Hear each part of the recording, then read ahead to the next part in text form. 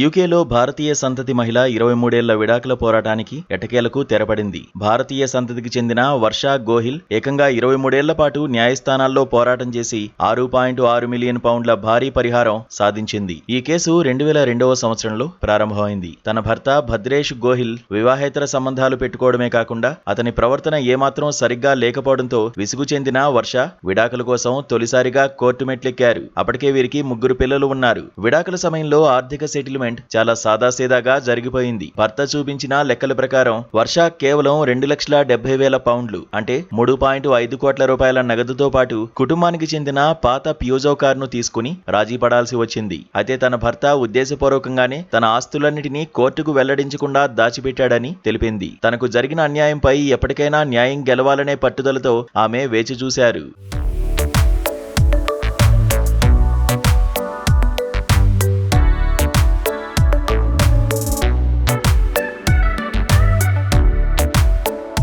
Nigeria మాజీ governor James ఇబోరియాతో ముడిపడి ఉన్న భారీ మనీ లాండరింగ్ కుంభకోణంలో భద్రేష్ గోహిల్ ప్రధాన నిందితుడిగా పోలీసులకు చిక్కడంతో ఈ విడాకుల కథ అనూహ్య మలుపు తిరిగింది. విచారణలో దిగ్భ్రాంతికరమైన వాస్తవాలు వెలుగుచూశాయి. ఆఫ్షోర్ కంపెనీలు, క్లయింట్ అకౌంట్ల ద్వారా భద్రేష్ మిలియన్ల కొద్దీ పౌండ్లను అక్రమంగా బదిలీ చేశాడని దర్యాప్తు సంస్థలు గుర్తించాయి. ఈ సుదీర్ఘ విచారణ అనంతరం మనీ లాండరింగ్, డాక్యుమెంట్ల ఫోర్జరీ, మోసపూరిత కుట్రలకు పాల్పడినట్లు కోర్టులో రుజువు కావడంతో 2011లో భద్రేష్ గోహిల్కు 10 ఏళ్ల జైలు శిక్ష పడింది. సరిగ్గా ఇదే విచారణలో మొదటి విడాకుల కేసు సమయంలో భద్రేష్ అత్యంత చాకచక్యంగా దాచిపెట్టిన కోట్ల రూపాయల విలువైన ఆస్తుల బండారం బయటపడింది. వివిధ దేశాల్లో విస్తరించి ఉన్న షెల్ కంపెనీల నెట్వర్క్ ద్వారా అతను దాదాపు 28 మిలియన్ పౌండ్లను దాచాడని తేలడంతో అధికారులు ఆ ఆస్తులన్నింటినీ ఫ్రీజ్ చేశారు. ఈ ఊహించని పరిణామం వర్షా గోహిల్కు తన పాత విడాకుల సెటిల్మెంట్ ను న్యాయస్థానంలో తిరిగి సవాల్ చేయడానికి కొండంత బలాన్ని, తిరుగులేని సాక్ష్యాలను అందించింది.